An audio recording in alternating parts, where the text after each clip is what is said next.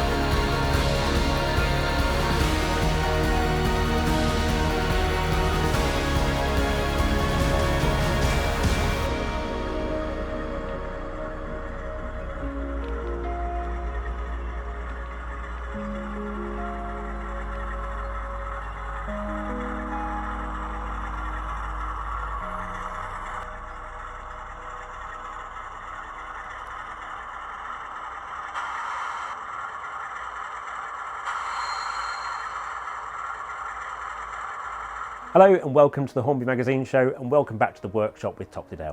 In this feature-packed edition, we're going to be completing the scenic work on the Topley Diversion route. We bring you the latest model railway news from Acura scale, Bachmann, Hornby and more. Plus we've got a feature all about the Class 50s, both real and model for you. Plus don't forget, our latest issue is on sale now. That's the March 2021 issue of Hornby Magazine, issue 165. And that's available from newsagents, supermarkets and model shops nationwide, as well as from shop.keypublishing.com for delivery direct to your door. And if you're new to the Hornby Magazine YouTube channel, welcome aboard, and don't forget to click the subscribe button so you see our new content first. Right, it's time to get on with the show and start work and building up the Topley scenery.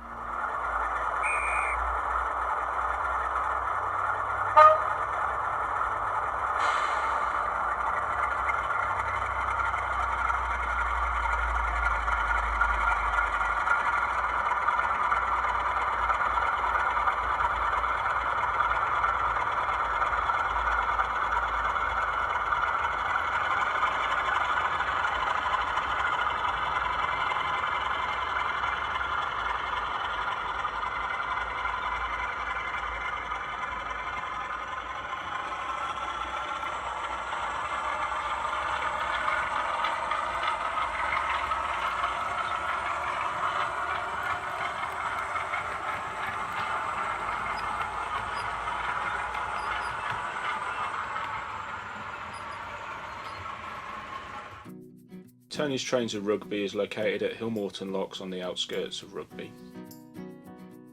We are open Tuesday to Saturday 10 till 5 but closing early on Saturday at 4 o'clock. We stock Hornby Bachmann, Graham Farish, Pico, Gauge Master, Howjan, Oxford and Oxford Diecast, Acura Scale and more. We also have a large selection of second-hand models to suit all budgets. You can either visit us in store or reach me on 01788 543 442, visit our website tonystrainsofrugby.com or find us on Facebook.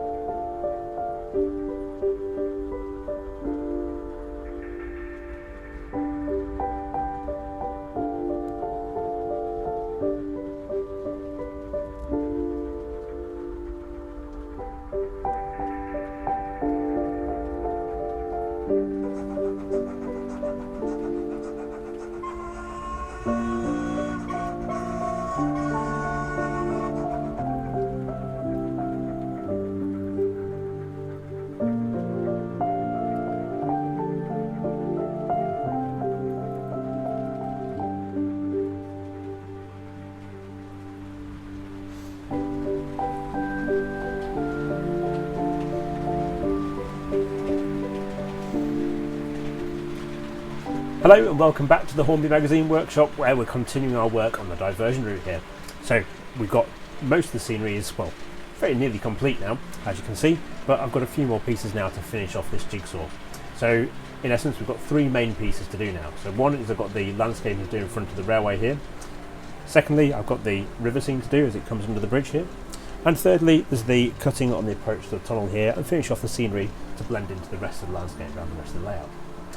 So what my aim is to bring all the scenery to a standard where it's complete, so it looks complete. However, I'm very certain that there's going to be a lot more details to come back to and add to this in the future as well. So what we're aiming for is a scene that looks finished, but we'll have more details to gather in the future as well.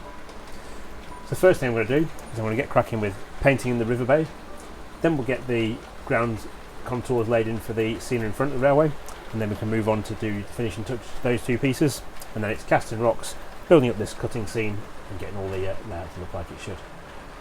Right, on with the show.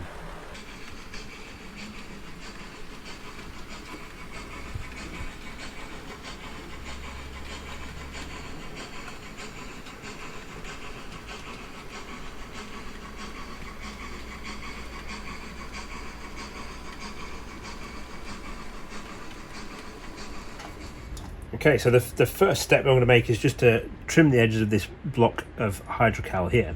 And what I want to do, I just want to soften it around a bit, because there's going to be a waterfall coming down in the gap between the two pieces there. So I want to just soften the edges a little bit. So it probably looks a little bit like overkill, but I'm going to use a chisel and a hammer just to gently chip away. I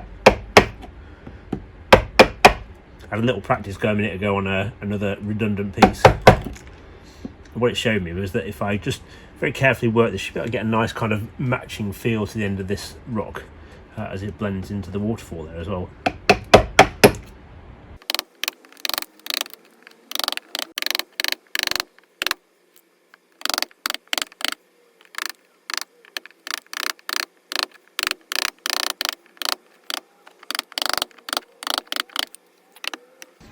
I've got much more of a shape that I want now, so I've got a kind of a column where the water can run down. And what we're doing is I'll be painting in behind there as well.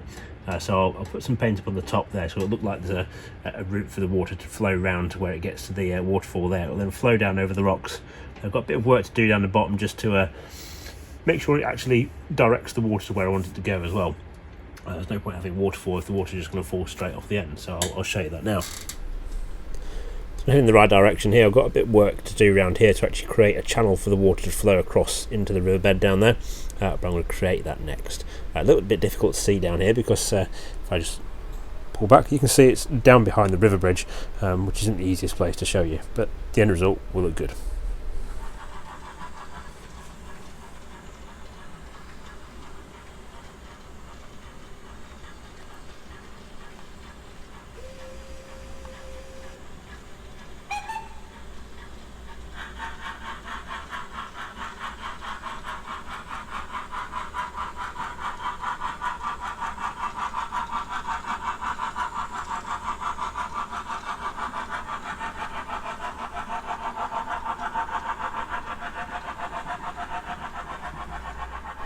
Now I've finished adding in the rocks down there for the time being. I need to leave all that to set. So whilst that does cure and set in place, I'm going to move on to painting the riverbed now instead. So as you can see down here, the riverbed's kind of there, but it's all looking a little bit weak in terms of its colour. So I've got some green scene textured paint, which I'm going to use now to start recolouring that base of the river. Then we can move on to the next stage of that as well. So this green scene textured paint I find really useful for creating much greater depth to areas like this. So it's quite a thick paint. I'm not going to be looking to get a really smooth coat on this. I want it to look like mud along the edge of a riverbank, where the water might have rushed up the sides of the banks. Try and work it in around some of the grass that's in there as well, because that'll give me more texture in the bottom of the river as well. And it'll just take away some of the stark base colours in here as well.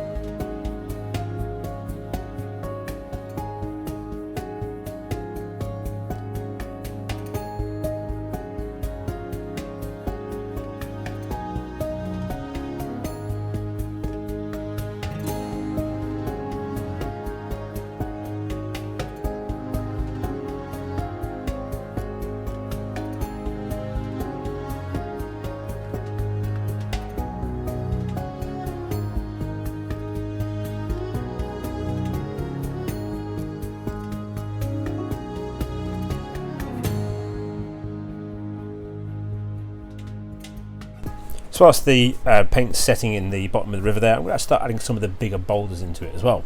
They'll just be seated on top of the paint for now, and then I'll be able to fix them in place with a nice dilute coated PVA glue. So this is Woodland Scenics Talus, which gives us larger rocks which are going to look like bowls that have been washed down the river. So they can just be placed in appropriate places down the edge of the riverbank, and it'll start to build up more of the detail of the scene as well. So I particularly want to see these around where I've got a bit of a waterfall going across the river here as well. So I want to place those around here, and the sort of likely places where you'd see rocks getting trapped or caught or brought together.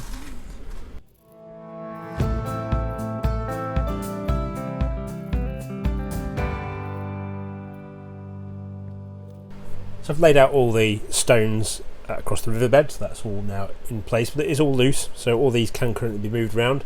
So my next step is going to be to apply adhesive over those to hold them in place. So what I'm going to use is watered down SBR adhesive, so I've used this on the ballasting of this layout as well. So similar to a PVA type glue, but it flows into the ballast much more easily as well. So to apply that, I'm just going to be using a syringe, so I'll draw some up into the syringe, and then just apply it over the top of where we've got the stones and rocks there to hold them in place. This will just keep everything where I want it to be during the process of adding the water over the top in the future. Nice simple process, just like ballasting your layout. Because these are bigger stones, I haven't got to worry too much about them moving. They will just flow into all of those. Just take me a few minutes to go around this area, get that all glued up in place. I can move on to the next stage.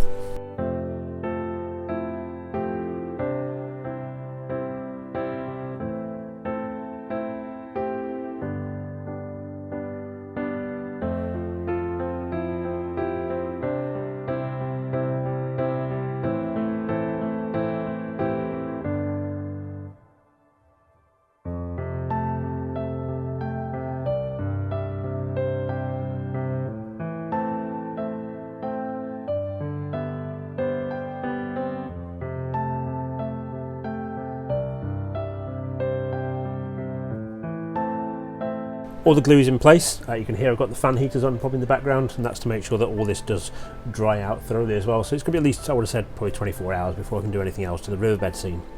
So whilst that's all setting in place, don't worry, there's plenty for me to do. So I'm going to move on and start making the landscape which leads up to the railway here instead. Now my next job is going to be to create the landform along here. So I've got some spare blocks of polystyrene. They came in some packaging, so they're a nice bit of recycling.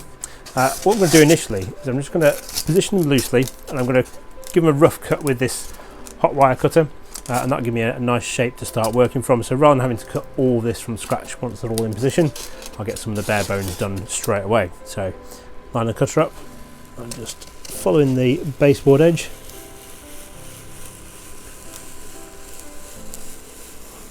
I'm going to make my cut through the polystyrene.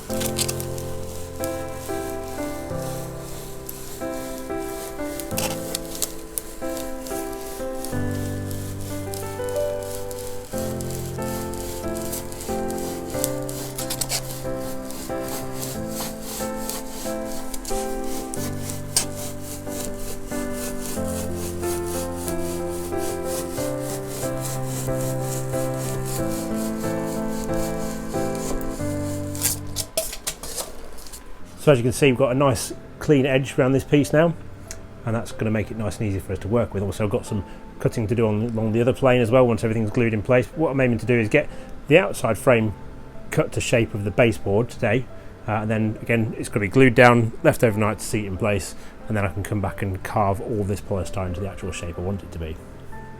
Right, I'm going to move on and cut the rest of these panels, get them roughly to shape, and then we can set it all in place with some instant grab adhesive, and then close up the workshop, leave the heater on, make sure everything dries out, and we'll come back later to carry on.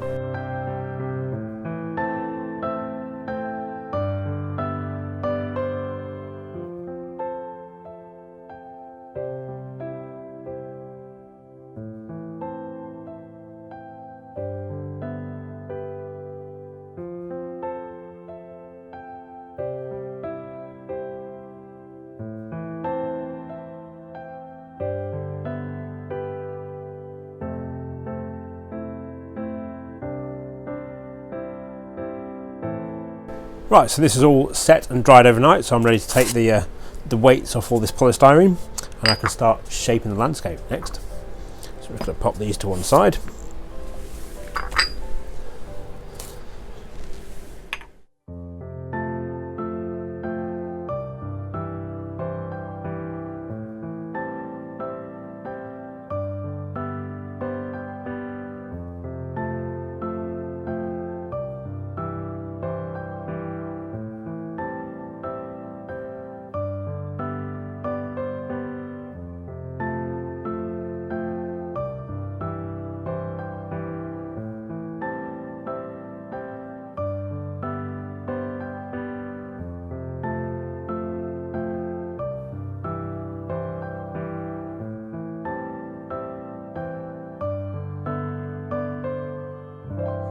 As you can see, I've finished the landscaping here in front of the railway now, and it's taken shape quite nicely. So what we've got polystyrene, which has been shaped with a hot wire foam cutter. Then I've covered that with a skim of Faller's knifing filler, so it's like a terrain filler. It's the same material we use for the roadway surface. And basically what that's giving a nice hard shell over the top of the polystyrene there, which we can use to add our textures for the ground cover on. The next step in the process is going to be to paint all this landscape as well. So I've got two types of paint I'm going to use. First, I've got Green Scenes dark mud textured paint, which I'm going to use for specific areas. So where I want the ground cover to show through to the mud, I'm going to use that. So like for example here, we'll have a little gate for an entrance into the field at the bottom of the railway, and that's going to have like a muddy entrance where tractors and Land Rovers and things are driven into the field. And then also along the edge I'll probably use the textured paint as well, just so it gives a little bit more detail underneath the static grass. There's a bit of option of how I actually play with that area in terms of making the ground cover for it. For the majority of this though, it's going to have static grass on it, so there's no point using expensive textured paint for all of that, so I'm going to use the cheap ready mixed brown poster paint instead, which I'll put a quick coat on over the top of this, and that'll give me a nice base colour to work on for the landscaping then. I've got a little bit of touching up to do on the road as well, that's no problem, got plenty of paint left for that, so I'm going to crack out the paintbrushes and get going with that.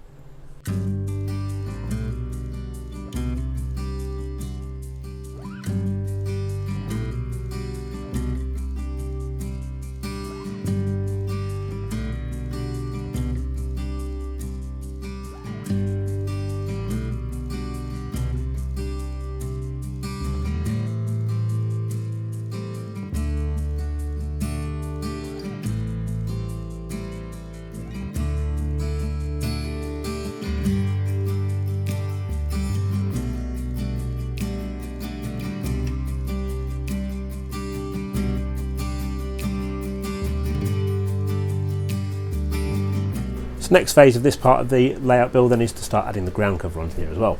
Now my first stage is going to be applying my trusty Woodland Scenics blended green fine turf over this area, which I'm going to fix down with some PVA wood glue. So it's literally a case of spreading the glue out across the area where you want the grass to go, sprinkling over the top of that, and then leaving it all to dry again before you can move on to the next level. Now over in the corner here I've got to take a bit of care to ensure that I create the scene that I want in terms of creating that entrance into a field where tractors and Land Rovers might drive in and out, so I'll show a bit of that in detail as well.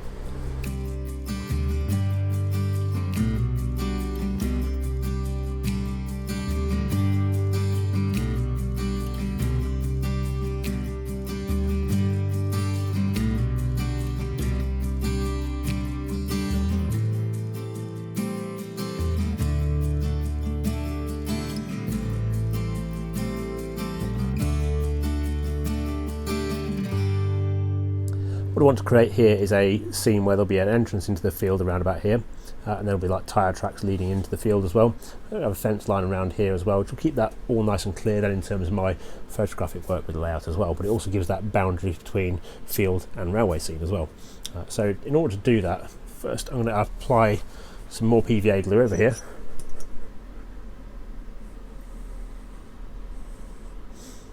And around here as well. I'm going to use the big brush first just to do this area in the corner, because this is all going to be grass.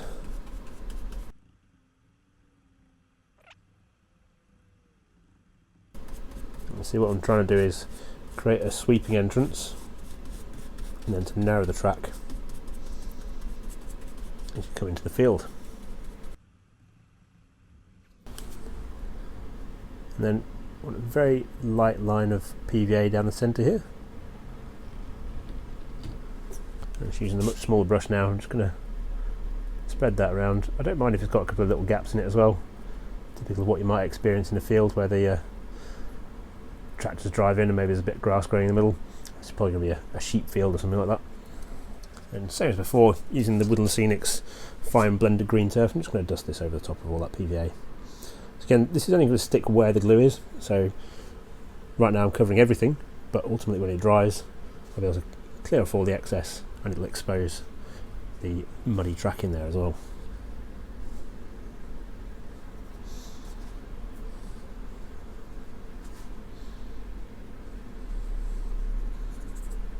So that's as far as I can go with that for the moment. That's all got to set and let the glue go off. So whilst it's doing that, I can move across to the next step where my riverbed is now dried.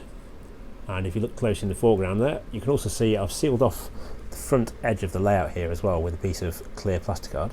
And what that's going to do is it's going to stop my river water from flowing straight out of the baseboard and onto the floor, which is one of the key problems I've found with doing water before.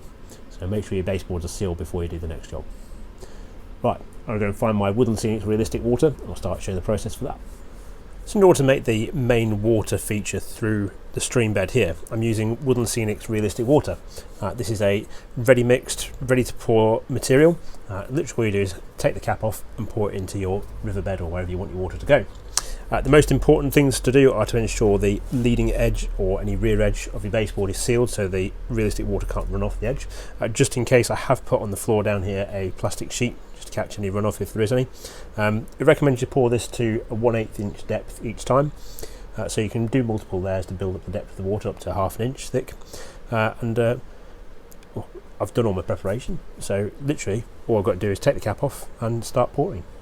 So I've got one other tool to hand in order to do this process, and that's the other end of the paintbrush I used earlier. And what I'll use that for is just to move the water around into place as we go along. So literally we unscrew the cap of the water, realistic water, take away the seal, and 3, 2, 1, off we go.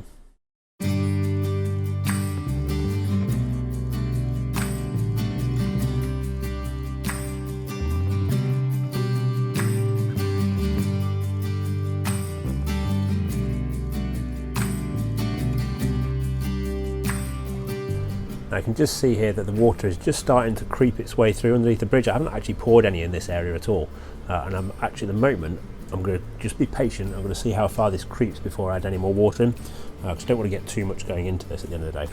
So I'm going to let that creep forward and see how far it comes, and I might add a bit more at the other side of the bridge to run through to here as well. We'll see how it goes.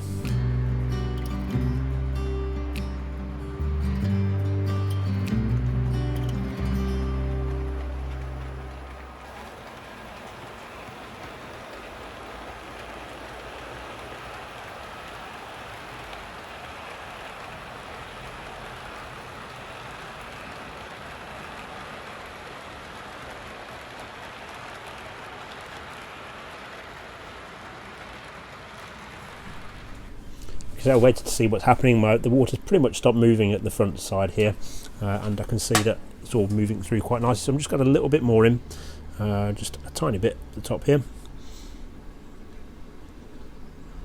Let that just run through into the front of the layout here.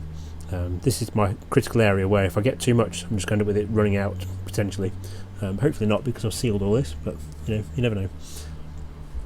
It's my first layer of realistic waters in now, so I'm going to, again, have to leave all this alone now and let it all cure and set, and I'll come back again when it's all done and I can add another layer of water on.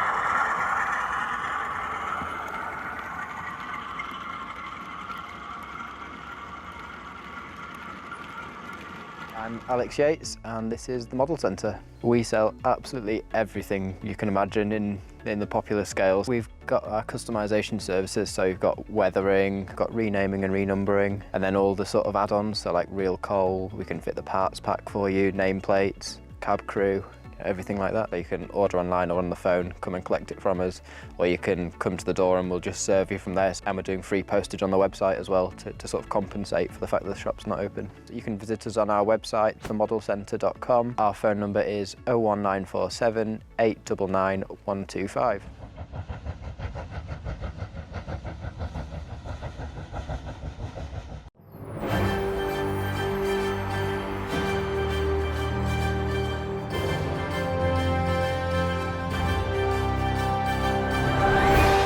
Hello and welcome to the news, and boy do we have a lot of it this month. So we'll start the news with the Bachmann 2021 spring announcements. Headlining the Bachmann branch line range is the newly tooled BR Class 20, fast on the heels of the Class 20/3. The new tooling suite will include cab interior and directional lighting, available in DC or DCC ready form or DCC sound fitted. We can expect D8015 in BR green with lake crests, or 20057 in BR blue, or 20227 in BR rail freight red stripe.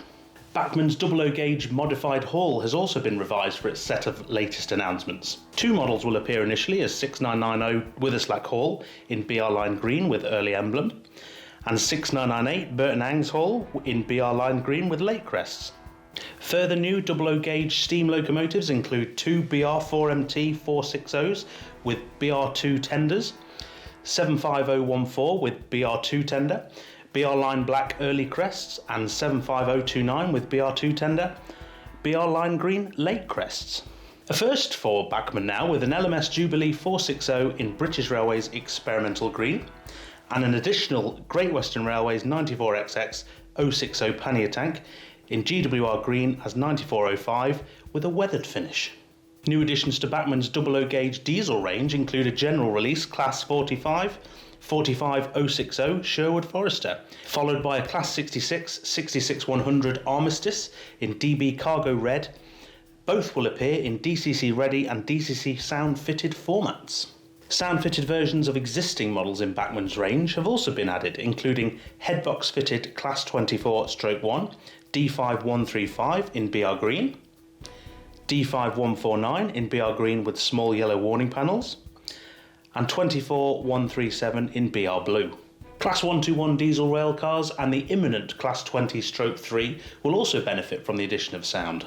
Moving on to Graham Farish and N-Gauge now, which will be bolstered by a new Class 66. That's 66783, the Flying Dustbin in GBRF Biffa Red livery, while the rolling stock roster is boosted with a BR Mark 1 restaurant unclassified in BR Maroon, a 50-ton Parrot Bogey Bolster B in BR Grey, and a 16-ton steel slope-sided mineral wagon in BR Grey also.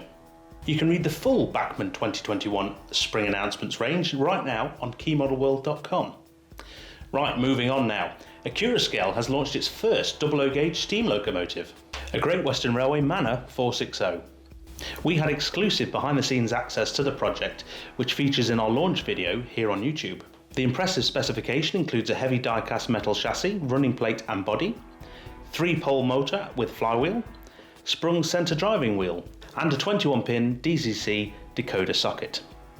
Detailed cab interior, a wealth of separately applied detailing and differences to the smokebox, chimney, buffer housing and much more.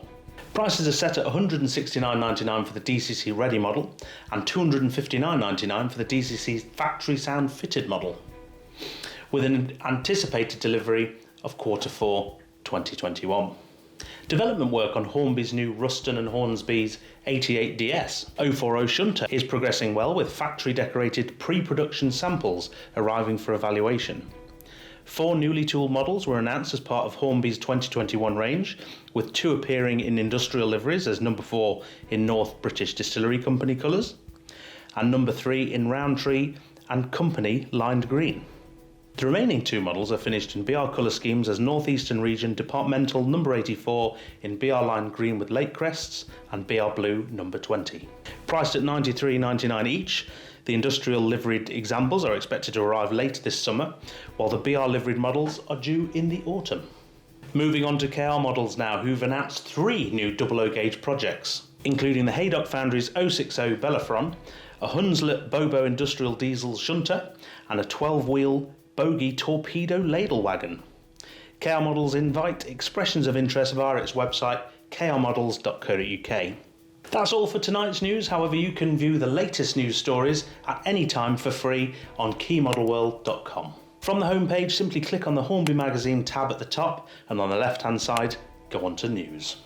Now it's time to move on to a brand new feature here on the Hornby Magazine Show, a locomotive profile, and we're starting with the ever-popular Class 50.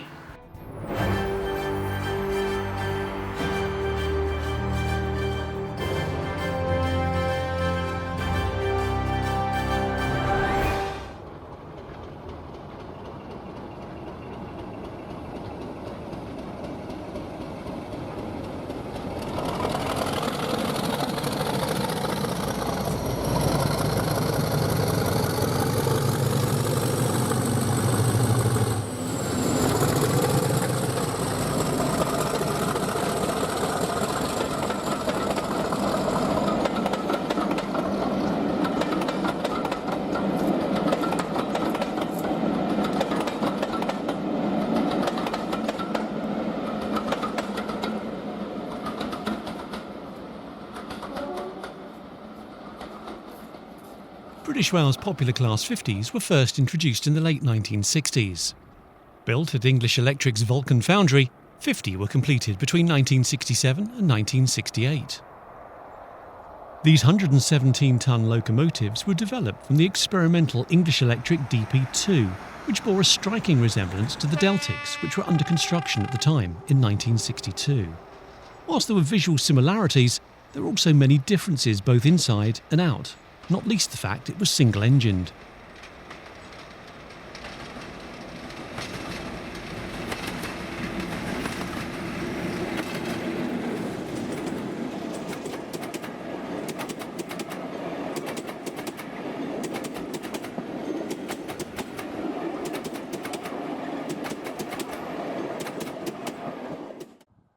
English Electric's new mixed-traffic diesels were intended for use on the northern section of the London Midlands West Coast Main Line, taking over from electric locomotives at Crewe initially.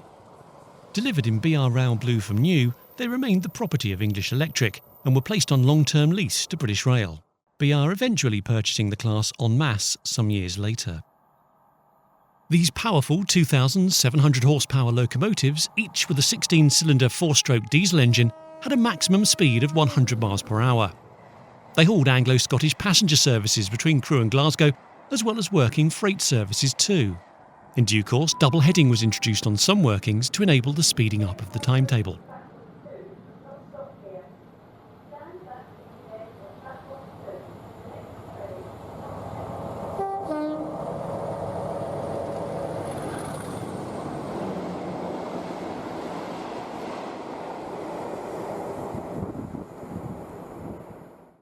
Following full electrification of the West Coast Main Line, the class transferred to BR's Western region for use on intercity workings out of London Paddington, bound for Bristol, the West Country and the West Midlands. They gradually replaced the Western region's popular Class 52 Western hydraulics, until they themselves were relegated by the Intercity 125 high-speed trains a little later. That said, they still maintained express passenger services alongside the new intercity expresses, particularly to the West Country and cross-country services between the West Midlands and the South West. Some were also reallocated to Cotswold Line via Oxford and Waterloo to Exeter via Salisbury services.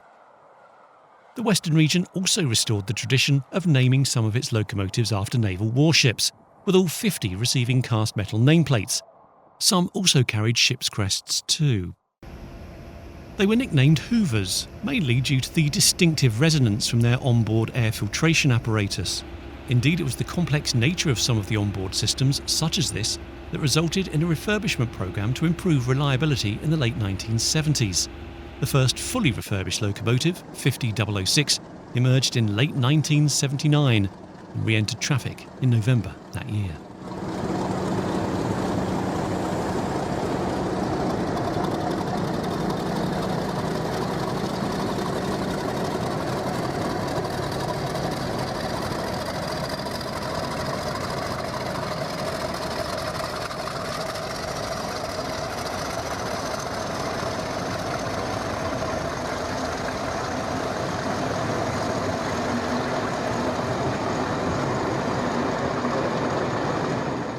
The first handful of refurbished locomotives were released to traffic in standard BR blue, until the new, large logo blue identity, much loved by enthusiasts, was applied to the class. Interestingly, there was variation to the application of this livery over time, with light grey, blue or black roofs. The refurbishment programme was eventually completed in 1983.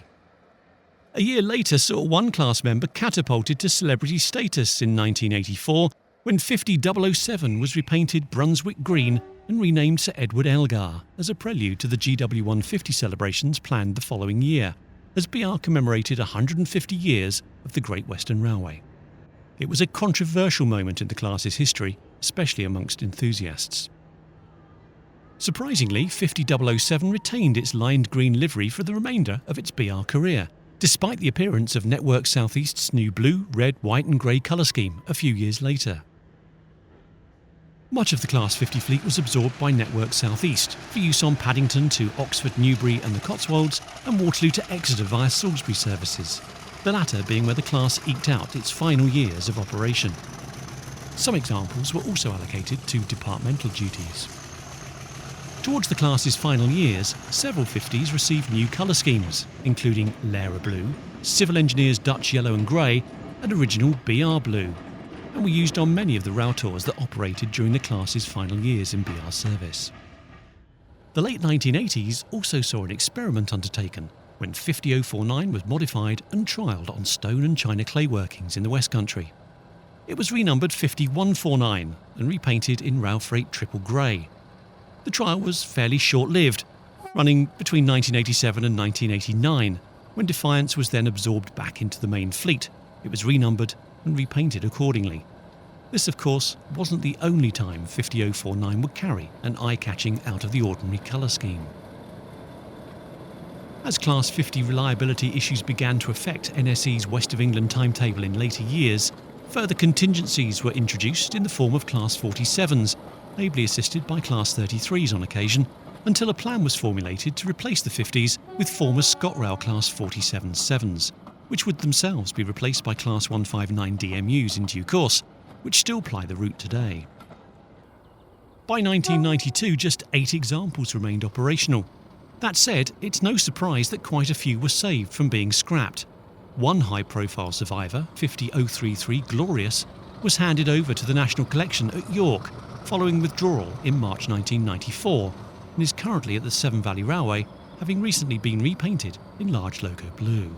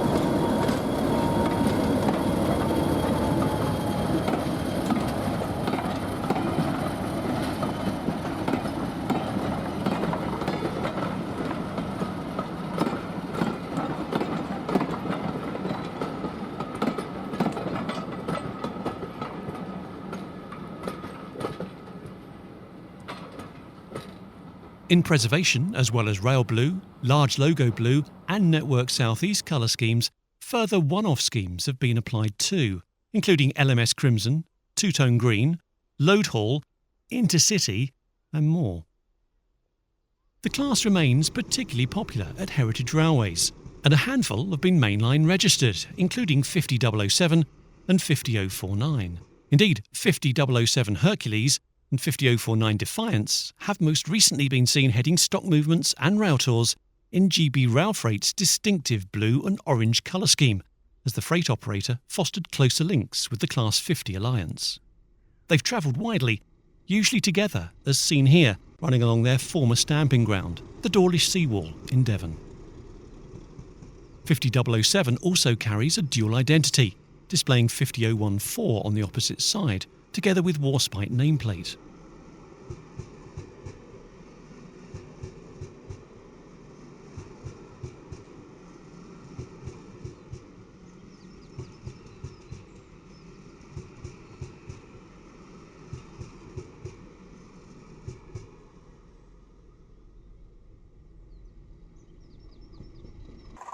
In model form, the Class 50 is available across all three main scales: 2mm, 4mm and 7mm.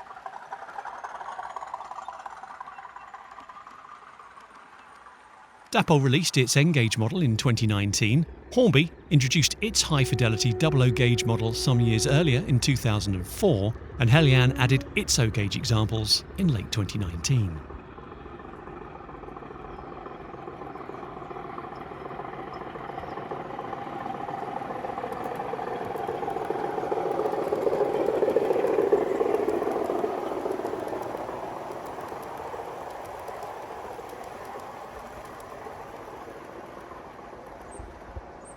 Each has been offered in a spectrum of colour schemes, including Hornby's latest 00 offerings in the GB Rail Freight colour scheme, although we did notice that the blue used on these appears a touch lighter than the prototypes.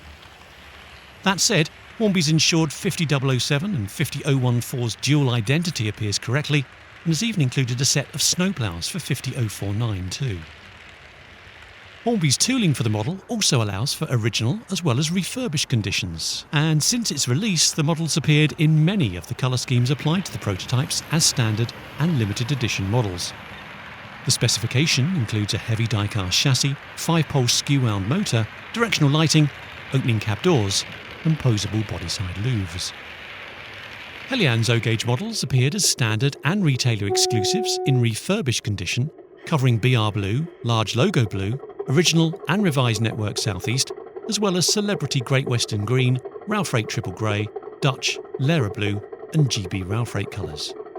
Further examples are expected later this year.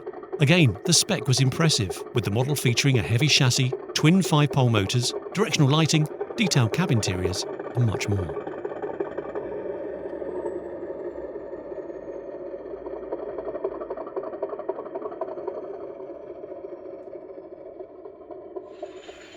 Dapol's N-gauge model eventually also arrived in 2019 following a delayed development process. It appeared in original and refurbished condition. Colour schemes covered original BR Blue, BR Large Logo Blue, original Network Southeast and GW150 Green, with further general release examples planned soon in revised NSE, Large Logo Blue, Rail Freight Triple Grey and the pair of GB Rail Freight liveried 50s as a Kerno Model Rail Centre exclusive. The model features a die-cast chassis, all-wheel pickup, all-wheel drive, 5-pole motor, independent directional lighting and more. One thing's for sure, more than half a century later, the Class 50s remain as popular as ever, with enthusiasts and modellers alike.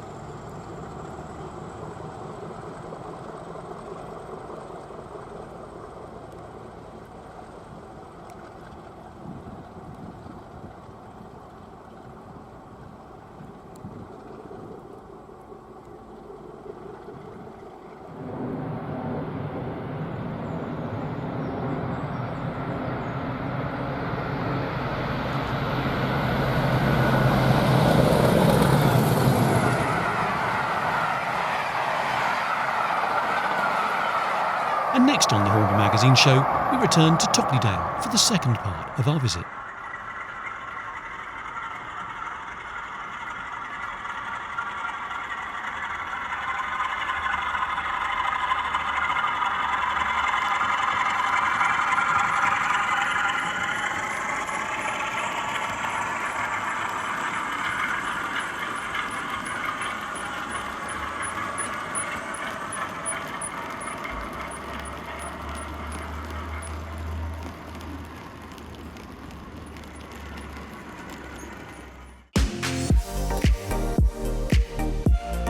Smith, and I'm the owner of Smith's Model Railways, based in Sheringham in Norfolk, just on the main high street, really close to the Norfolk Railway. So we stock from N gauge to O gauge, brands like Pico, Graham Farish, Hornby, Batman.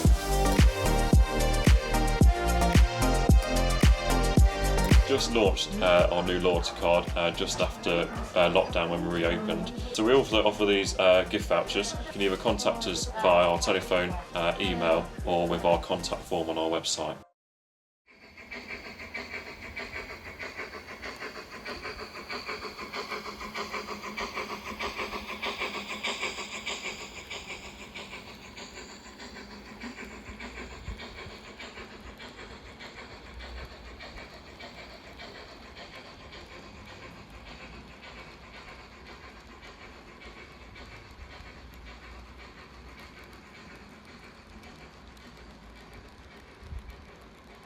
So I've been really patient, I've let everything dry, and I'm back again in the workshop to move on with the scenic work here.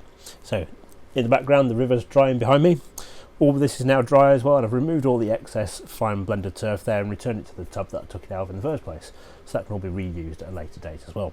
In fact, we're reusing some of that in the next stage of this. So what we're going to do now is move on to the static grassing on this area. So I'm going to use green scene static grasses. I've got my knot grass master as well. I'm going to use two different levels of static grass. So around the entrance to the field I'm going to use a much smaller static grass. I'm going to use 2mm fibres for that. And then further on to the hillside here I'm going to use a combination of 4 and 6mm as well. And I'll do a bit more detail work around the edges of those as well to kind of bring in that idea that along where I'm going to have my fence line, which is going to run roughly across here, that's going to give me sort of some rougher grass towards the edge of the field, and then as we move into the field it's going to feel like it's much neater trimmed grass that's perhaps been eaten by the sheep or something like that. So without further ado, I'm going to load up the grass master, get some PVA glue out, a little bit of water as well so we can move that around over the top of this, and off we go. So on the layout now I've got all the materials I need for this part of the process. So I've got PVA glue, I've got a plastic tub with a little dash of water in there, and my brush, so that's just to moisten the brush in order to help the PVA glue move around in this first layer. I've then got 3 different colours of green scene short, that's 2mm static grass. So I've got there autumn, I've got spring, I've got summer, and I've combined all those together inside the grass master to give a nice varied tone to the static grass as well. I don't want one single colour through the static grass. So in order to move this process forward, I'm going to use the PVA glue. I'm going to layer a bit of it up over the areas that I wanted it.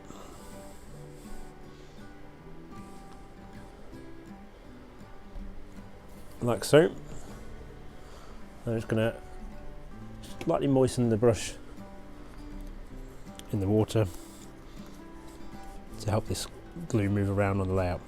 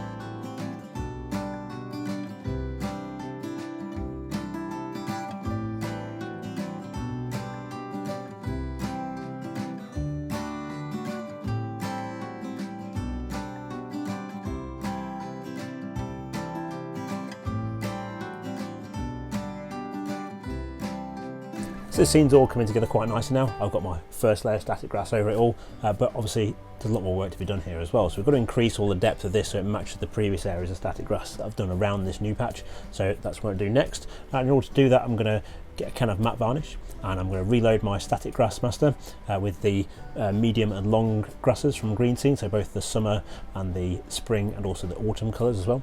I'm going to put some extra layers on top of that, work them all together, and we'll come up with some really good looking grass here.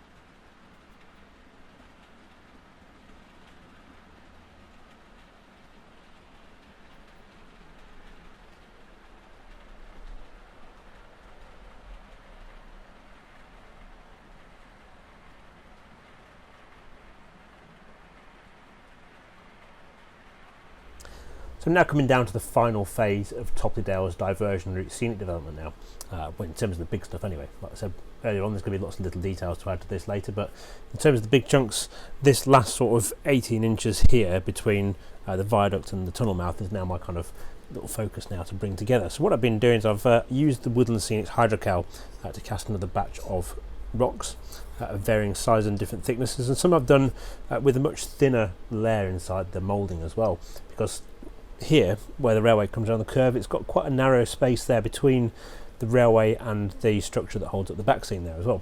So I've got to make sure that we don't have any incidents with carriages catching the rocks as they come around the corner as well.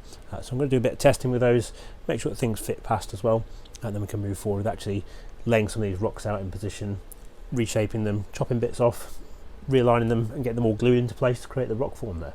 And my aim is that we're going to have rocks climbing up the back seam here to really enclose all this tunnel area with a rock sort of setting for the railway. So it should look really good hopefully when it's all done. I think what I did with the quarry at the other end, I aim is sort of a similar kind of style at the end here, but probably with a bit more dressing of the edges of these castings to make them fit together neatly. So right, let's well, testing time. Get some trains out, make sure they fit past the rocks, and a bit of fun of running trains at the same time.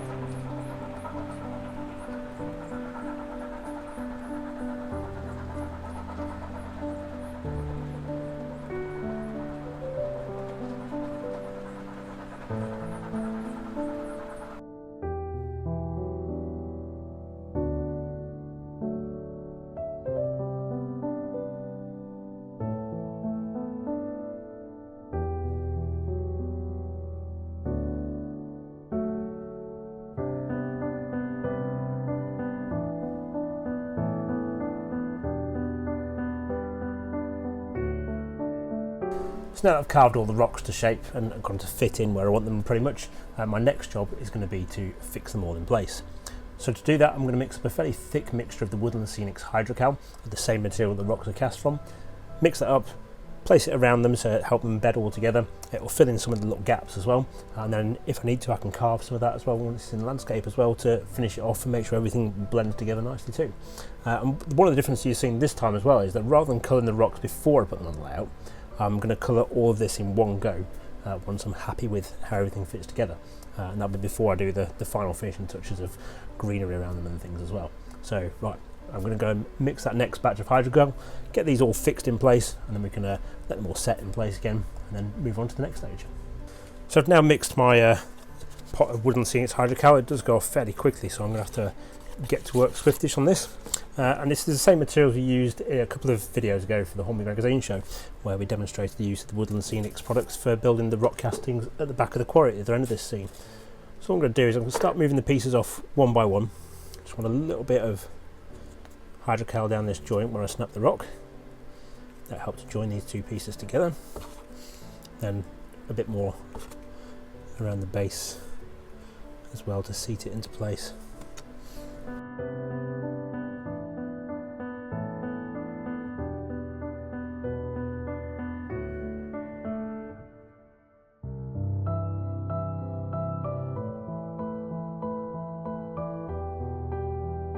So actually showing you what I did in this corner as I went along proved to be a little bit more difficult than I was expecting. There's not the easiest place to work and not the easiest project to do either, because the hydrocal goes off really quickly and I need to make sure I whiz through that fairly quickly so it all set in the right place. Now what essentially I've done is I've mixed up the hydrocal and I've used that as the glue to hold all these rocks in place along the back seam here. The advantage of that as well is it's joined all the pieces together as well. I can see looking at it now actually I've got a little bit more work to do on that, so I'm going to go and mix another little batch now and I'm going to fill in the rest of the joints there as well. And then what I'll be able to do afterwards is I'll be able to use a craft knife and other tools to just carve that away so that the whole thing looks like one mass of rocks here as well then. So rather than looking like pieces of rock I've stuck together, it's going to be like one big piece. It's going to be a little bit of a fiddly process, it'll take me a little while. I'm going to work my way through that, and then I can then hopefully get on to getting all the rock colouring onto this as well, and start making it all look like it's all one part of the landscape here on the railway. Then after that we can move on, we can start hopefully getting all the waterfall set into place as well here, so I'm hoping to whiz through all that fairly quickly just now. Right, off we go again, back to mix some more hydrocal.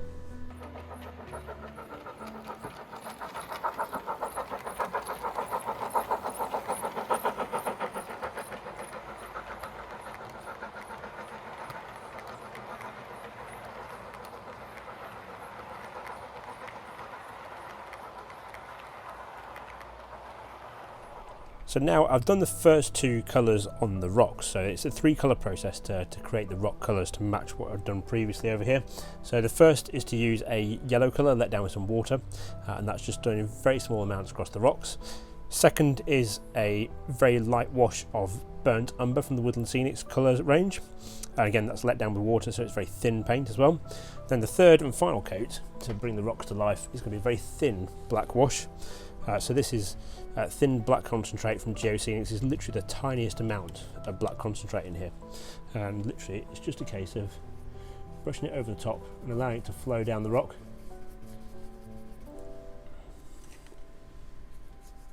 My aim is to get everything to blend in with what we had before as near as I can.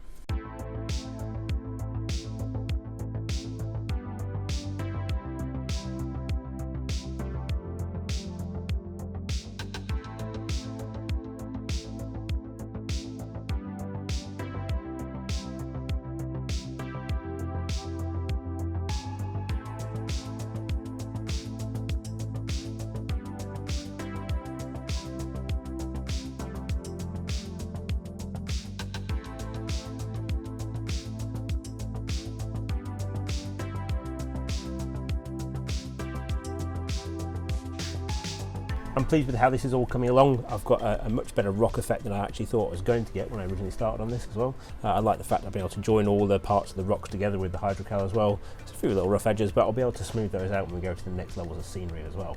So my next stage now is to start covering all these bare areas of ground around the layout. So this section here needs ground cover on it. The newly finished hillside at the top here, that needs ground cover on it as well. So I'm going to get a base layer of grass over all of that, and then we can move on to static grasses, detailing, and well, actually finally bringing this section towards completion.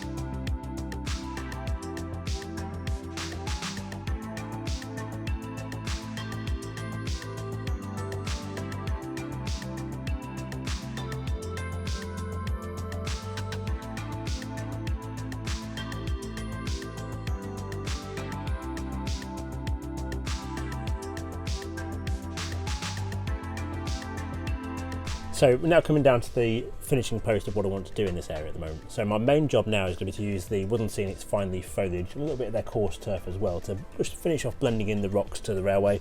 And also, one of the really important things to me is this part of the scene down here. Now, what I want to achieve here is the idea that the road doesn't actually go in a loop underneath the layout. I want it to have the illusion that the road actually goes off this way, so as if it's going to disappear out of scene. So I'm going to use fine leaf foliage to do that.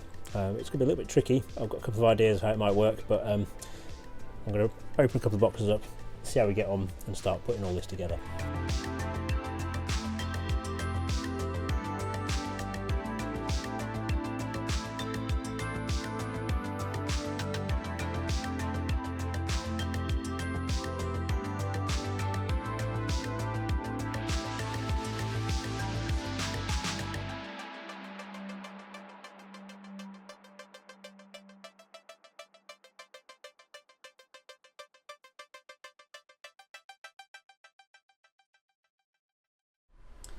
So as you can see, Topley Dale's come on really quite nicely. Oh, I hope you can see anyway. I'm pleased with how it's moved on so far, and actually, to be honest, for me, the best part of it is actually this rock scene creating the cutting behind me. I'm really pleased with how that's turned out and how it's come together, and also the height of that as well. It's something I've really wanted to get into this layout, is that sense of enormity of the Peak District scenery. So I hope you like that as well. The waterway's coming along nicely too. Been using the Woodland Scenics water effects to add the sense of movement into the top of the realistic water from the same manufacturer which used initially, and I want to add a bit more to that as well. So there's probably going to be at least another layer of Woodland Scenics realistic water flowing over the top of that. So I'm going to make sure I leave this piece of perspex here just to stop that running off the edge of the layout. Maybe some more water effects on top of that to really start building up the depth of that as well. Same goes for the waterfall as well. I mean, it's okay at the moment, but I think I could make it better, so I'm going to keep working on that and making it better than what it currently is. With the rest of this scene, actually, and also the layout as a whole, there's still loads more that I want to do. So there's some sort of priority things in my head at the moment. One is to make a signal box specific for the junction here. I've got some nice ideas about how I might do that and the products I'll use to make it work as well, so keep your eyes peeled for more on that. Plus there's the quarry buildings as well. I want to light those and light the yard as well, and to really bring this scene fully to life. Beyond that, there's a bit more detailing to do on top of the retaining wall and lead up to the road bridge there as well. And okay, we can't forget the fallow vehicle system either, because I've got some plans for that too. Certainly want to see some British road vehicles on there and some period road vehicles to fit in with this 1950s period of the layout.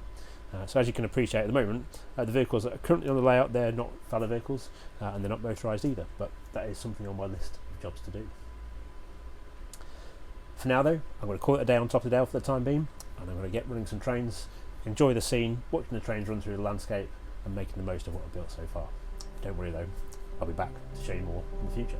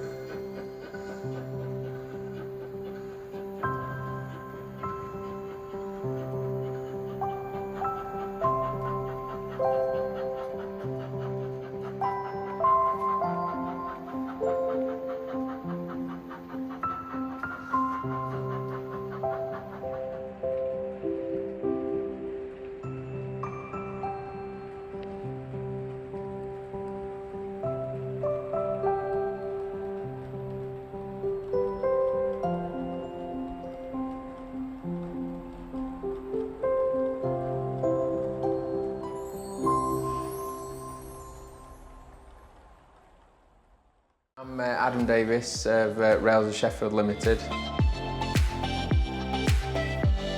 We're a family-run business. We've been trading for over 50 years now. We've also been voted Retailer of the Year for the last 2 years running. We sell any age, any gauge, tens of thousands of items for all major manufacturers, continental, American, from your N-gauge, Z-gauge, right up to live steam, ride-on.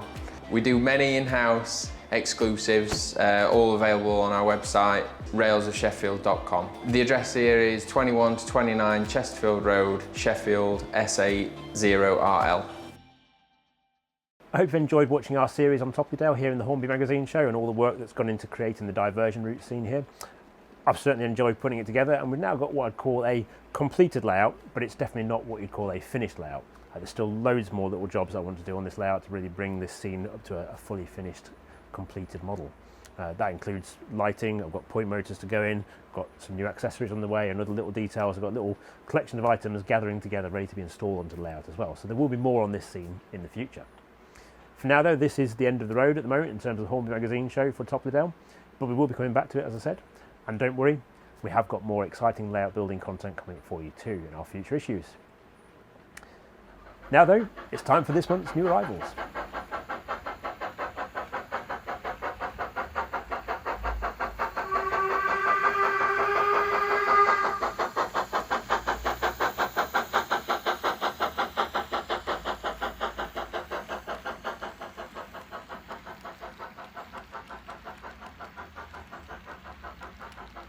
We have a bumper crop of new arrivals here on the layout today to cover off those both from issue 164, our February 2021 issue, as well as issue 165, our latest one, which is our March 2021 issue. The reason for that is that our January edition of the Hornby Magazine Show was a Hornby 2021 catalogue launch special, so we didn't cover the new arrivals there. For this video, we're going to start off with the issue 164 new arrivals, and the most important one to talk about is the all-new Class 20/3 from Bachmann for double O gauge.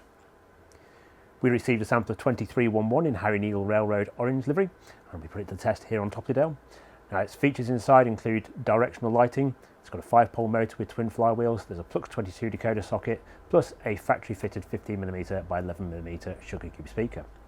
It's also been retooled from the ground up, so it's a very detailed model with all new features to it. One element that's been discussed about the Class 23 recently is its lighting features. As I said, it does have directional lighting. However, the small rectangular marker lights to one side of the lighting clusters, they don't work on this locomotive. However, the rest of the lighting does. So you get the main marker lights at the top of the cab and bonnet, and the main marker lights to the right hand side and left hand side, depending on whether you're on day or night mode. Plus you get working directional tail lights too. There's also a bank of 4 switches underneath the locomotive which allow full lighting control through either analog or DCC control, and those allow you to switch the lighting off at either the bonnet or the cab end. You can also turn the cab lighting interior light off as well. Plus, you can also switch between day and night mode for your directional lights too. Moving on, we've got Hornby's pair of GBRF liveried Class 50s, and although a slightly lighter shade of blue, they have sold very quickly through from Hornby. On the layout today, we've got 50049 Defiance and 50007 with its twin names, so it's 50007 on one side and 50014 Warspite on the other. Continuing the theme from issue 164, we've got the latest set of Acura scale PTA Tipler wagons. These are finished in ARC mustard livery, and like the rest of the PTAs from Acura scale, they've been selling through very quickly. If you haven't already got yourself a set and you've been thinking about it, now is definitely the time to go and get your set for yourself. Completing the roundup from issue 164, we've also got the first of Hornby's new 4 and 6 wheel coaches. Our example is a 6 wheel coach in BR Crimson livery with Eastern Region numbers, and it's one of the illuminated vehicles too. Now, I've had a few questions about those as well, and one of the primary questions that I've come across is how easy is it to change the battery? Well, I can tell you actually it is very simple. The chassis simply unclips from the body and you've got full access to get in there to change the battery should you need to. We've got separate videos of all those items available to watch on the Hornby Magazine YouTube channel, or you can watch them at keymodelworld.com in the video features section. Moving on to the new arrivals from issue 165, we start with Bachmann's new regional exclusives of the Class 45O with sealed beam ends. Our version has been custom weathered and renumbered as 45038 by Grimy Times, and it looks superb with its weathered finish. We've got a full video demonstrating that loco in action on keymodelworld.com for you to watch now, plus you can read our full review in the latest issue of Hornby Magazine. Joining that locomotive, we've also got a trio of Hornby's new RB restaurant buffet coaches, covering both the original and refurbished vehicles. On the layout today, we've got a BR Maroon, a BR Southern Region Green, and an Intercity livery version. Highlights include turned metal wheels, Commonwealth bogies, and NEM coupling pockets with small tension lock couplings. Another item from issue 165 is Stanier 8F 48045. This locomotive is the subject of our digital sound installation guide for the latest issue of the magazine, where we show how to install Locoman Sound's Dolan Haas 8-pin sound decoder into the locomotive, together with a rail exclusive speaker and firebox flicker. You can watch a full sound demonstration of 48045 on keymodelworld.com this weekend. Plus, we've also got a brand new weathering video going live on the website this weekend, all about how we made that locomotive come to life.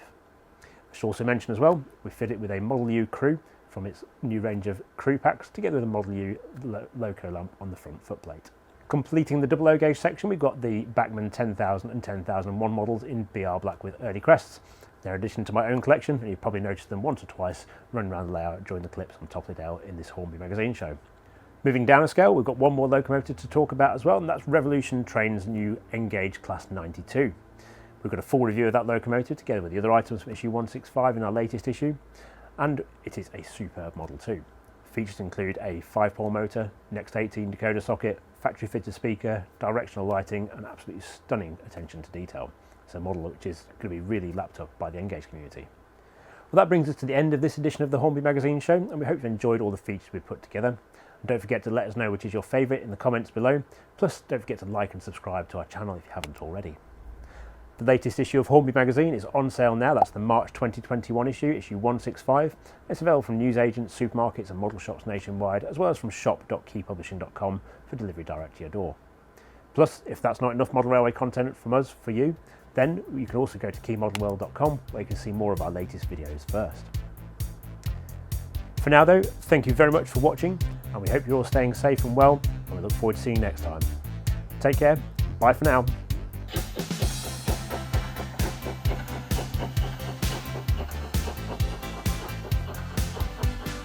Hello and welcome back to the Hornby Magazine. This time we're featuring Bachmann's new edition, which is models. All models have the same specification, and that includes a 5-pole motor with twin flywheels, and the motor is mounted centrally inside a die-cast chassis. They've also got stuff. I've never noticed how catchy this tune actually is. All models have the same specification, and they feature a 5-pole motor with twin flywheels, and that's mounted at the centre of the die-cast chassis block. There's also, oh my days. Oh, good girl. You want to be part of the Hornby Magazine show? So as you can see then, I've now finished the polystyrene, shaped it all, and I've covered it with Father's stuff. What's it called? Nobody knows what it's called. terrain knifing filler. Bachmann's 00 gauge GWR Hall mod. All the paints we're going to be using in this project come from the Life Colour collection, and they're very easy to use acrylics. Simply let them down with a little bit of acrylic thinners with the airbrush, and you can apply them really nicely. And don't forget to pick up your Hornby Magazine. I don't know.